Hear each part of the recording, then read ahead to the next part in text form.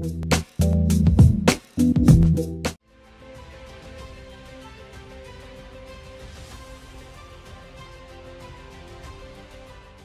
రోజున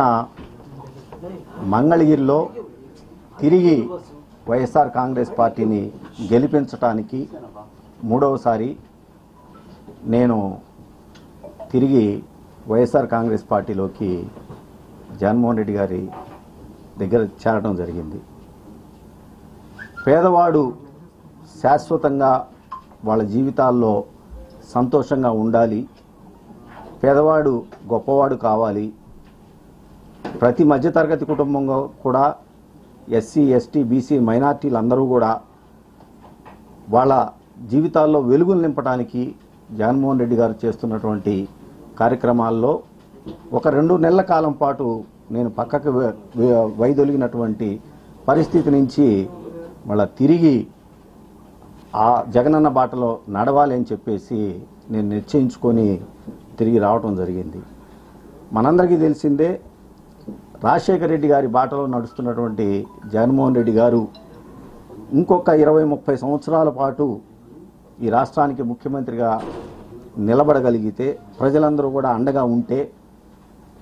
పేదవాడు వాళ్ళ జీవితాలు పూర్తి స్థాయిలో ఉన్నత స్థితికి వెళ్తాయి అని చెప్పేసి ఇవాళ జగన్మోహన్ రెడ్డి గారు చేస్తున్నటువంటి పరిపాలన రుజువు అవుతూ ఉంది అనే సంగతి మనందరం కూడా చూస్తూ ఉన్నాం. వైనాట్ 175లో నేను కూడా భాగస్వామిని కావాలని, అదేవిధంగా 25కి 25 పార్లమెంటు స్థానాలు కూడా తిరిగి వైఎస్ఆర్ కాంగ్రెస్ పార్టీ కైవసం కావటానికి నా వంతు కృషిగా నేను పనిచేస్తూ ఇవాళ జగన్మోహన్ రెడ్డి గారికి చాలా స్పష్టంగా చెప్పుకోవడం జరిగింది. 2014 నుంచి 2024 వరకు కూడా 2 సార్లు నాకు ఆయన మంగళగిరి శాసనసభ్యుడిగా అవకాశం కల్పించినందుకు ఆయనకి ధన్యవాదాలు తెలియజేస్తూ,